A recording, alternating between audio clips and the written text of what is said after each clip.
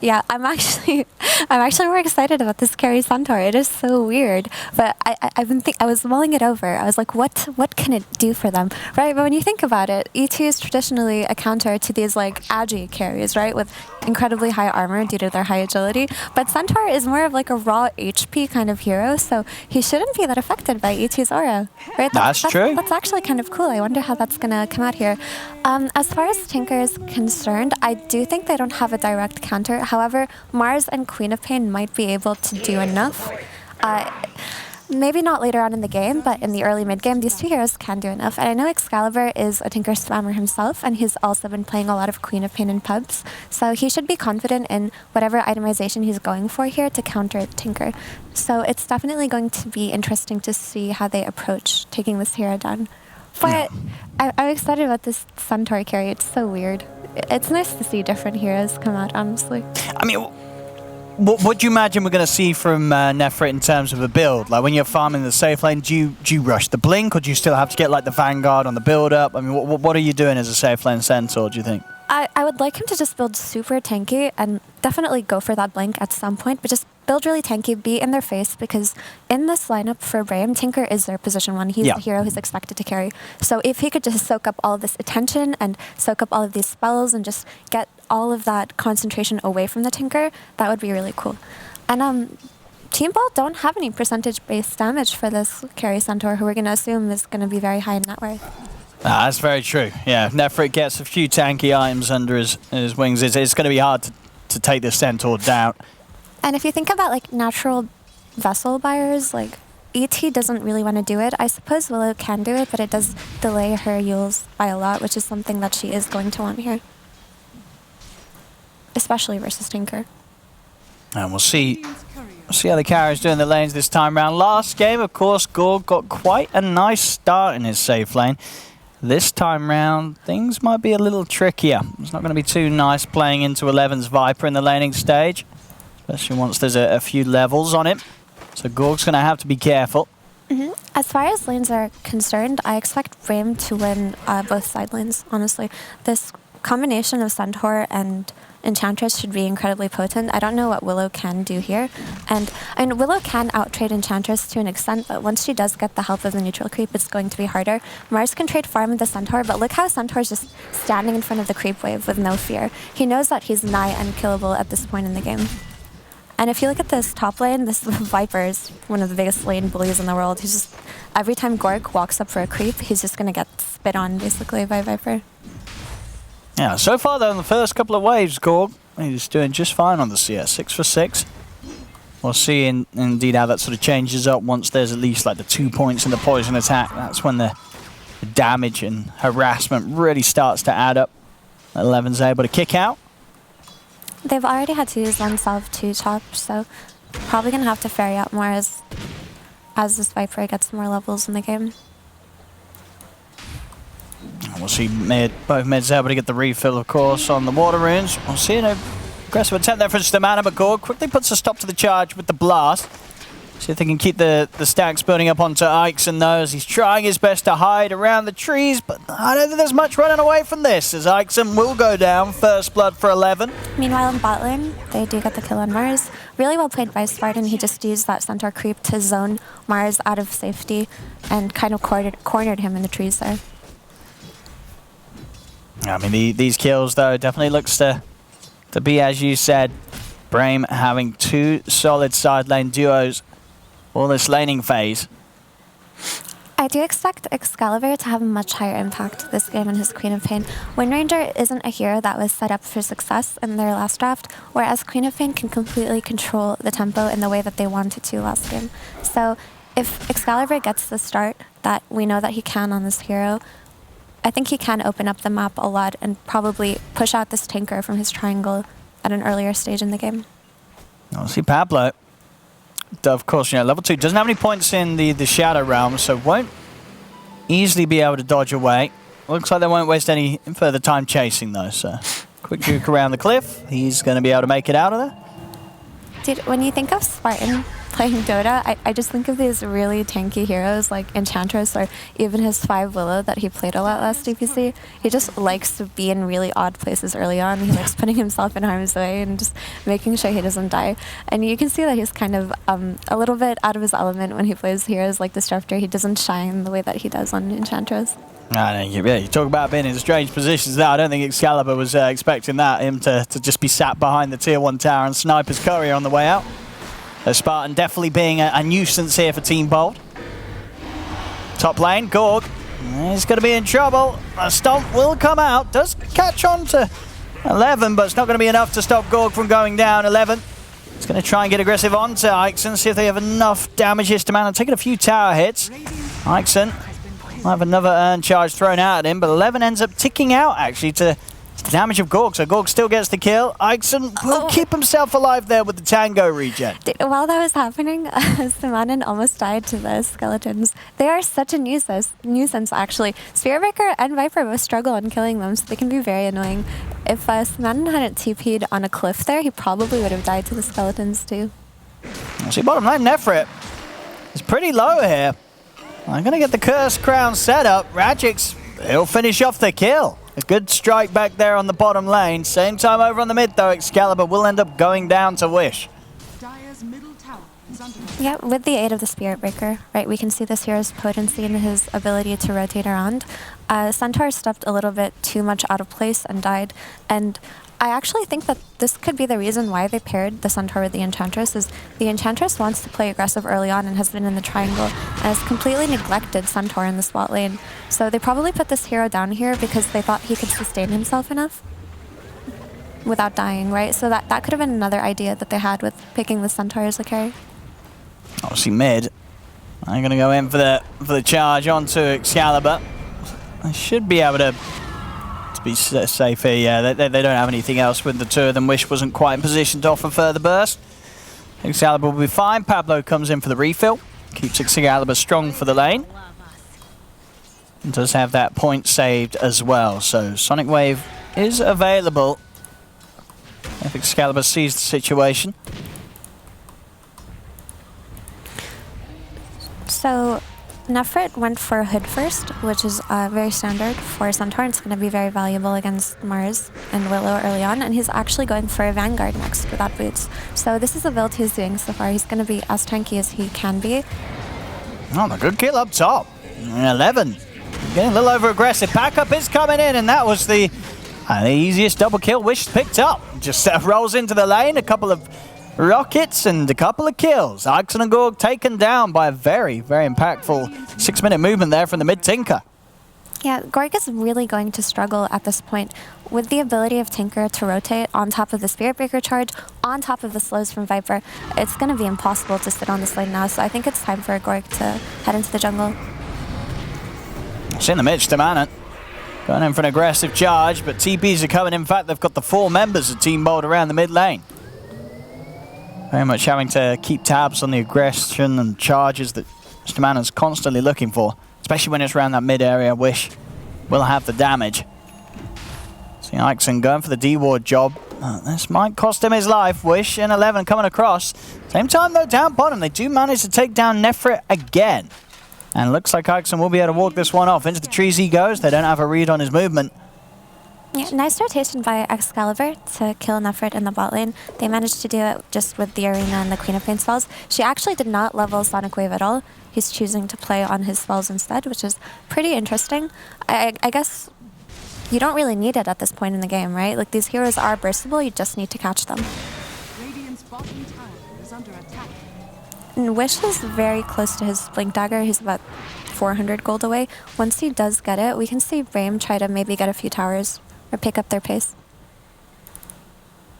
Radiant's middle tower. Seems like Nefrit's playing more of a sacrificial role on his carry Centaur, even though he has not fallen behind in net worth at all. He's just sitting alone and kind of tanking the ganks and tanking all the attention from the enemies, right? Willow and Mars committed to killing him once, then Queen of Pain and Mars committed to killing him. If he can just play that role for the entire game without falling behind in net worth, this is exactly what Brame wants, actually. They want all the attention away from the Tinker, and they want the Centaur to just make space by simply existing, right? Yeah, And once he starts to get these tanky items out, Hood done, going for the Vanguard next, it's he's going to be able to take far much more of a beating here from Team Bold's heroes whilst he does make that space. He's going to walk into Gork in the jungle top. And skeletons are so annoying if you're a Spirit Breaker. You kind of just stand there and your attack speed is so slow and they just punch at you. No, not a whole lot at all you can do about it. See mid Radix, he wants to go for the arena setup. And he will have it in onto Wish.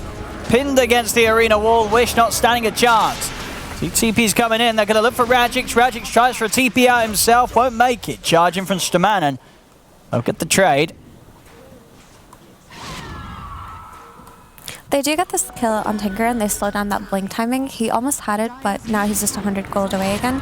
But they don't really get the mid tower out of this on the side of Blood, so it really wasn't bad for Brame at all, I would say. And now there's no arena to worry about for the next, what, 60 seconds of the game? And you've got Spartan doing a lot of damage on this mid tower. It really doesn't seem like that was, it started off so well, right? But it didn't turn into anything for Team Bold. Well, the gold lead starting to now edge in favour of Brame.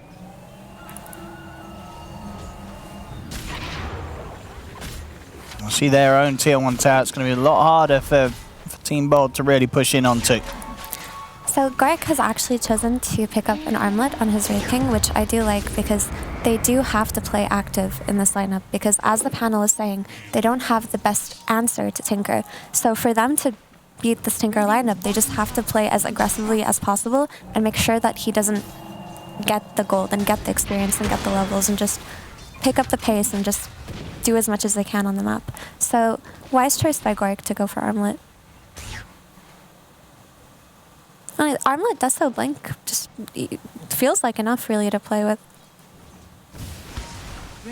Yeah, I mean, he's still going to struggle, obviously, even with that sort of damage output to deal much about the Centaur, but other heroes, Tinker in particular, Team Bold can get the catch on Wish in the fights. It's going to be pretty much their main goal. Top lane, Gorg. He's going to get got upon here, he needs backup.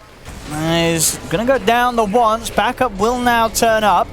See if they can turn anything around here as they look towards Stamanen. Wish in the trees though. They've got to be careful as these rockets start to get laid out upon them. Lead in with the ultimate, they get the knockback onto Excalibur. That's the Quap God. Now with the charge in, Shaman's ready to set up for more. Straight over towards Ixon. 2 dead on Team Bold. Spartan's coming in with a heal. Stamanen steps out to the side. He's able to get himself out of the arena. Spartan will be left behind. So they'll take the trade there. Lose the Enchantress, but the life of the Spirit Breaker is saved. That's just so typical Spartan, right? Brame wins the fight and it looks good. And then he just wants more. It's not enough, guys. I am chasing behind this tower with my creeps. And I'm gonna get what I can. These moves, though, they are hurting Team Bold. Yeah, Gork has to be very careful now. He doesn't have reincarnation for another 140 seconds, and they can easily go for a play with the Spirit Breaker and Viper. Excalibur blinking in and dying too is really unfortunate. That's not something you want. Similar to Wind Ranger and the Nature's Prophet from last game, you don't want to be rotating in and dying on these farm-dependent heroes. These snowball-type mids really do need to stay alive for as long as possible, right? This top tower will be an easy takings here for 11. As he will have the rod out for the next move, so Excalibur is going to have to be very cautious with the blinking. Just a little bit of a way off his own Orchid. And again, a little bit of a slower start for him this game. With that Brame setting up with Spartan and 11, making the move towards the bottom. Team Bold are pretty well set up here. See if they can take this fight as Wish will start to get the rockets going. Nice tries. And you get the setup on a Wish. Yeah, they'll do it. That's the Tinker gone. We'll see if Brame still want to fight without the Tinker. Looks like they certainly do. Going straight in. The arena will come out. But it looks like Excalibur will be left trapped here underneath the threat of the Centaur Warrunner. And now the rest of Team Bold desperately trying to save one another. Backing off. Radix and Agson will get underneath the tower. They'll keep themselves alive. But Pablo on the other side of things should go down here. They get the iron charge in. Pablo trying to run, but the poison from 11 will connect. As Brame will be able to strike back after losing Wish. So that was a 2-for-1 trade. They traded a mid and a support on the side of Bald for just Wish on Brame. But while that entire fight was happening, they brought their Centaur down, who is their position 1 at the moment. And Gorik was just pushing mid and farming the entire time. So that actually wasn't too bad for Team Bald. Yeah, Gorg doing his best to keep his game on par with the cause of Brame, and not too far behind. It's about 600 behind that of Nefrit. I'm actually really curious, now that Brame have gotten this top tower, who they're going to assign that farm priority to. This Viper is insanely strong. Yeah, Levin's just picking up kills as he wishes here. Stepping around the map with this Atos, soon to be hitting level 12 as well. This Atos build fell out of favor on offlane Vipers for more of a Dragonlance Shard type of build, but I really do like it. It gives you kill threat all over the map, right? You do lose some in way of mobility and tower damage, but that's not your job at the moment. You can just worry about that later. I'll see them go for Spartan. Stamana's there with the backup, and Gorg, he's got to be a little careful. The rocket's starting to come out. Ult from Stamana knocks Gorg back. Nefrit's trying to get in range. He'll be able to do so with the double edge and the laser. They're bringing down the once. Backup comes in Radix. Spears over the Spirit Breaker into the splitter. There'll be a buyback straight away from Stamana. Gorg trying to focus down Nefrit. The Sonic Wave comes out as well, but it's not enough burst. Nefrit's going to be fine. Viper Strike in onto Gorg. Stamana is not going to be able to charge in and get any of this action, even with that buyback. But Team Bold, they back off. Does mean that no one else on Brame goes down. We see their Nefrit's tankiness coming into action. They weren't quite able to deal with the Centaur that was right on the front lines. Those Nature's attendants healed Centaur so much. Honestly, it's quite nice to see the Centaur be able to frontline with no concerns, really. It doesn't seem like Wraith King is strong enough to really do much here. And if he dies once, like he did in that fight, he's kind of out of commission for the next 180 seconds of the game, because it's so easy, it's such a simple matter to just get charged by a Spirit Breaker into a Tinker TP. Oh no, absolutely. Yeah, Gorg's got to be very cautious with this timing. It's going to mean objectives will be left unguarded here for Brame to take. This bottom tier 1 tower, short to fall. I guess that answers my question about who they're giving this top lane to. I assume it's just going to be a Tinker farming in this open side of the map now, because Centaur isn't typically a carry who wants to sit and AFK farm somewhere safe.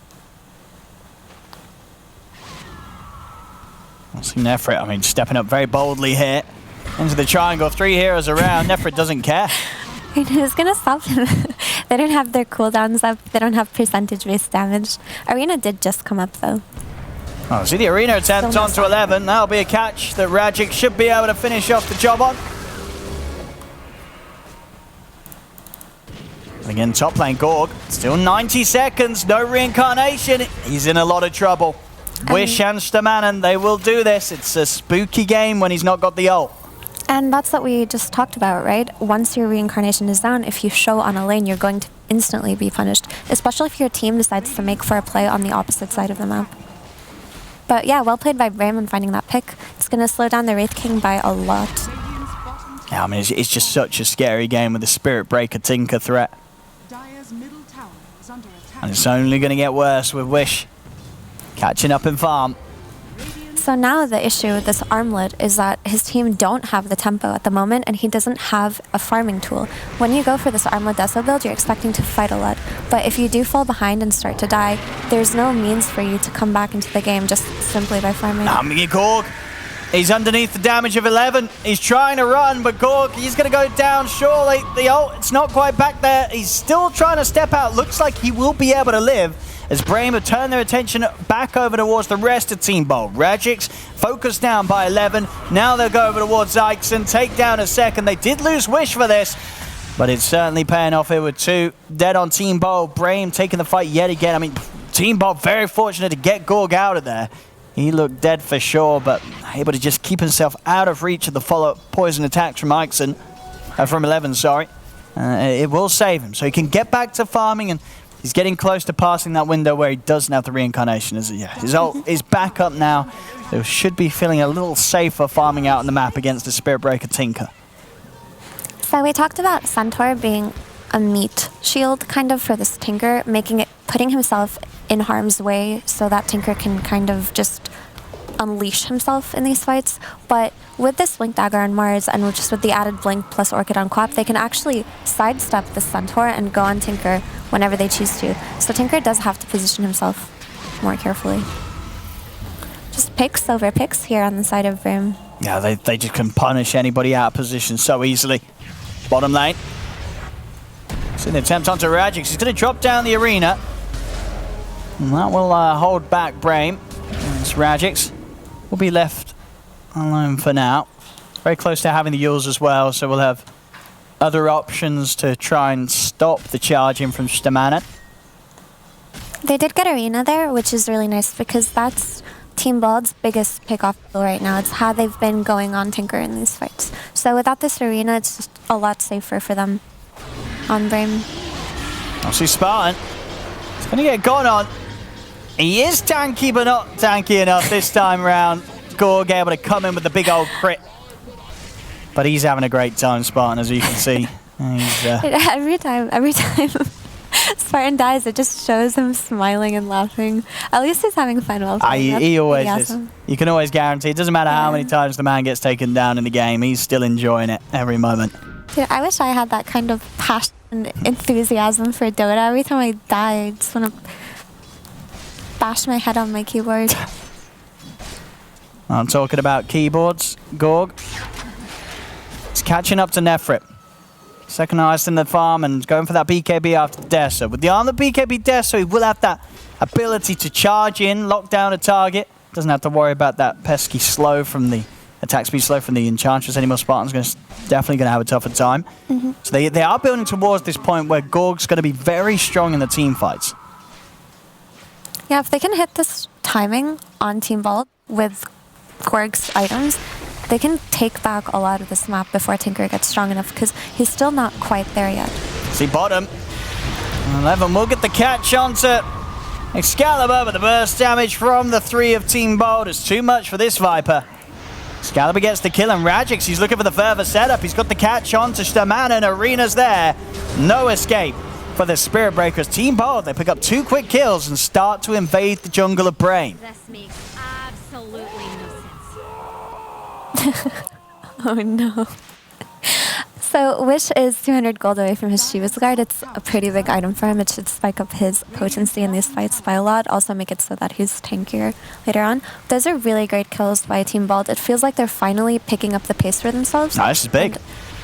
And now this bottom side, they've taken it over. Finally, this jungle is theirs, and they can play with his Wraith King item timings.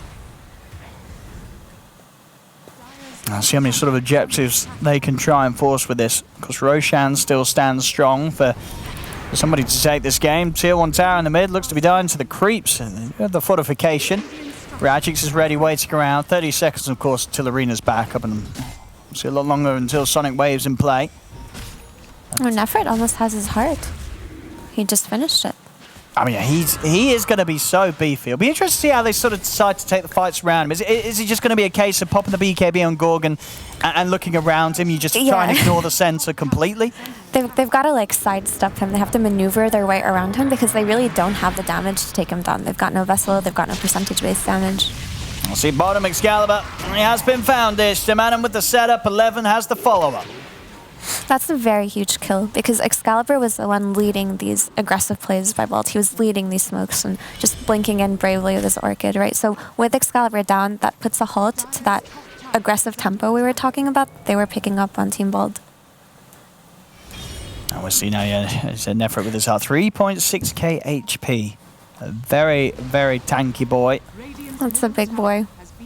And he's ready to look at going for Roshan. He's ready to tank that, no problem at all.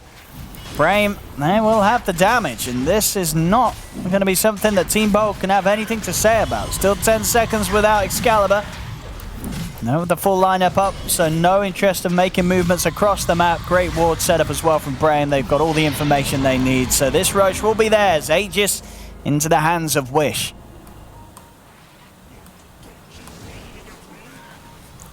This Centaur carry, it's very interesting because I think paired up with a Tinker, it really can do a lot for the team, right? Just in terms of being the the one that pulls attention to himself. Absolutely. And you can always guarantee that the Aegis for Brame is going to go to the Tinker, because he's pretty much unkillable at this point, unless they kill everybody else and just press all their spells on him with like the Bedlam and the Split Earth and the Sonic Wave. Yeah, no doubt about it. If they, in the situation that he does die, chances are there's already going to be a few deaths on the lineup of Team Bold in a 5v5. It will take them time, and setting up the game nicely for Wish to be able to pop off. Still unable to break further ahead, though. They still hold a 4k advantage here, Brame. But Gorg, as we're seeing, close behind, and of course being a more sort of a traditional carry as the Wraith King, offers much more physical burst in comparison to something like a Centaur. Brame's fight, it's more about being able to draw it out and let Wish do his thing. If Team Bold can get anybody on top of Wish's Tinker, some of Brame's game plan will fall apart and Gorg will have the chance to carry. So Brame don't have that much tower damage going on for them at the moment. I think Viper does need to build into that shard eventually and just be that one, because this is a very good timing for Brame to attempt to take towers, right? It's just that Centaur hits the building so slowly. Sure, he can stand there, but he's not going to take them, right? And while they're spending a lot of time trying to take these towers, Gorg's going to be farming up. And as far as scaling is concerned, I do think Team Bold outscale Brame's lineup here, because Enchantress is going to fall off. Spirit Breaker is not going to find farm on the map with a Tinker on his team. And Enchantress gets two-shotted, Viper falls off. It's pretty much just going to be a Tinker and Centaur later on, whereas Queen of Pain is going to scale well, Wraith King is going to scale well, Mars is going to scale well, Willow scales impressively well sometimes. No, for sure. I mean, it's always that case, right? Especially when they build around the Tinker as much as they have, having a bit of a different carry. Now, if this Tinker dies and doesn't have buyback, then the fight's going to be lost and buildings are going to go down as well. Mid, they're going to look for the setup onto Nefrit, and well, there we go. A very nice quick jump there from Radix. I mean, you could tell with Nefrit's positioning, he didn't think that they would dare make that sort of play onto him. He was like, I got a heart, I got all this magic resistance. Vanguard, it didn't matter. Team Bold, they believed they could blow him up, and they could. Brame, Nefrit were not ready for that at all. Very well played, and all they extended there was what the... Oh, an Excalibur. That's going to anything to stop the TP. They do the root. Pablo gets the catch there to follow up Excalibur's silence. That's Wish down the once. The Aegis is gone. Radix is ready to line himself up in position. Perfect timing with the spear. Huge moves here from Team Bold as they get themselves back in action. Incredibly well played by Team Bold. They got the two most important targets right after each other like that. And suddenly that threat of the Aegis is no more. And like we were talking about earlier, they are not concerned with their scaling. As their heroes scale, this Centaur, who seems like strong and invincible, is going to melt later on in the game. I mean, 11. And he's coming out. I mean, he'll get the kill, but he may pay with his life. At Pablo's got the roots out. Pablo. Oh, Pablo, well played. That Bramble on Tinker was so tip as well.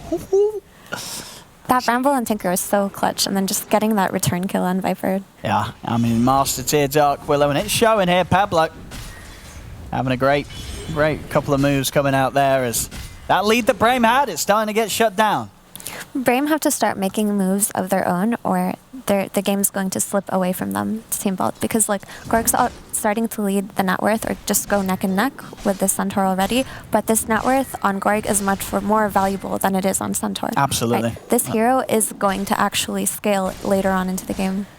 He's got the blink ready to pick up. Level 18 is going to be there. That 3 points to the reincarnate, going to give him more chance to get aggressive. And actually, some very tasty tier 3 items. We'll see which one he goes for there. He's going to go for the damage here. That Mind Breaker, of course, will assist him greatly if he's able to get the blink stun silence off onto Wish's Tinker.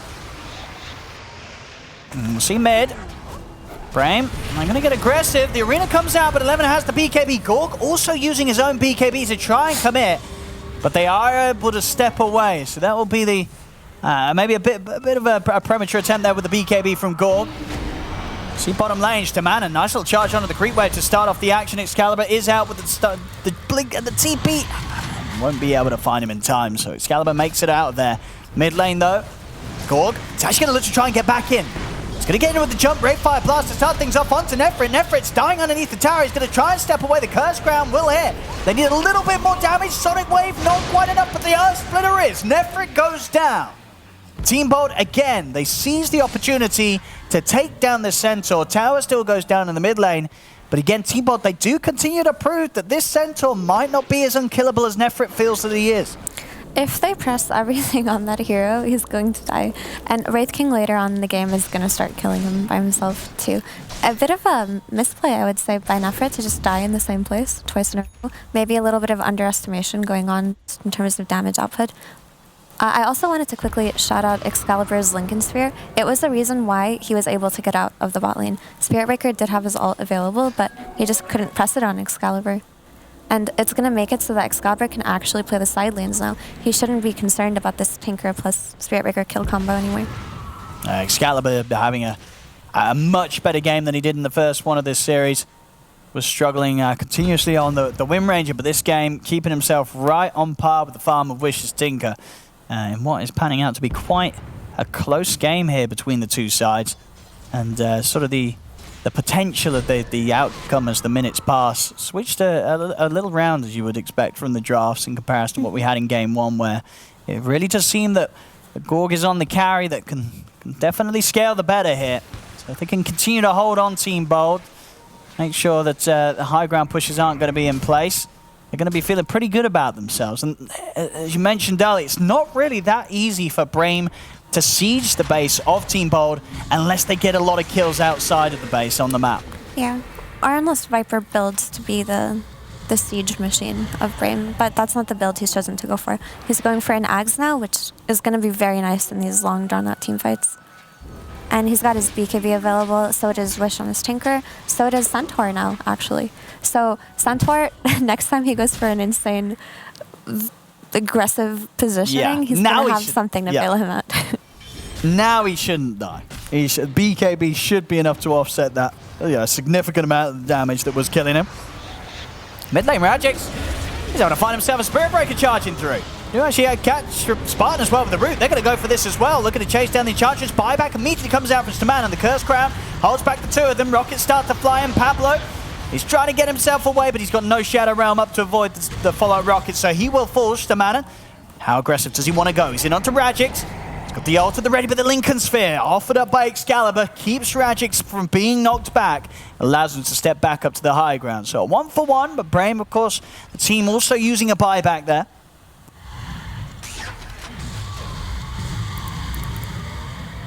Of course, all whilst that was happening, Gorg doing his best to keep the farm going. AC is getting closer and closer. And should be in time to offset what I imagine who was building the AC on the side of Brame. It was indeed Nefrit, also trying to get an AC online for the squad. And Nefrit is getting very strong. My concern for him is still just going to be, can they kite this BKB and just go all in on him later? And the answer should probably be yes. They do have high mobility on the side of Team Bald. Roshan is spawning in another minute, so that should be the next big objective both teams look to play for. Brame are in a better position to contest it, though. It seems like the map is more opened up for them. Definitely, you can see with the way that they're moving, Brame just stepping up to the high ground, and Team Bold, not much more they can do other than back away. They do have some vision down around here. That's a nice sneaky ward by Team Bold, actually. The one on the cliff, that one barely ever gets dewarded. It's giving them good information of who passes in and out of this area. See what they want to do with it. They are starting to move over. They're not smoked up. Gorg, he's going to lead in. Goes for Spartan straight away. Have they got the burst? They do. The Enchantress goes down, out for 50. And Roshan to be back up in 25. And Enchantress feels so bad in these kinds of games, right? Because she does have her impact early in the game. We saw Spartan farmed in the triangle. He sniped couriers. He won the first few levels of the lane for his team. He was a nuisance mid. He did a lot in terms of the vision game by walking around aggressively early on, but he's at the point where Pablo alone, if he walks into them, a bedlam is enough to kill him, right? And any of these heroes are just going to kill him. So it feels like outside of the vision potential and maybe the healing from the Nature's Attendants, he doesn't really do that much, right? And that sucks about Enchantress, honestly. This hero felt like it was in a much, much better place around last year's DPC. See Pablo. He's out, he's away. Nothing they can do about that shadow route. Still looking to maybe find something off the back of this smoke. But Nefrit, get the spear set up. They want to try and commit fully onto him.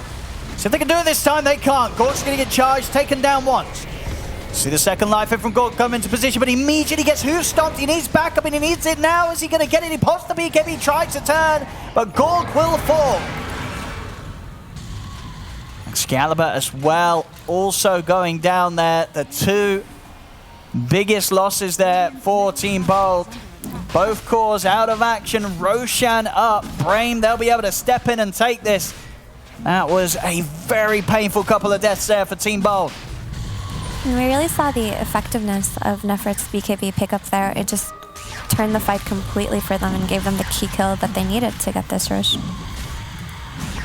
And I think this rush is dropping shard as well. If they give that the Viper, they've solved a big problem that they have right now with that rush shard for Viper. They're actually going to be able to pressure these towers now.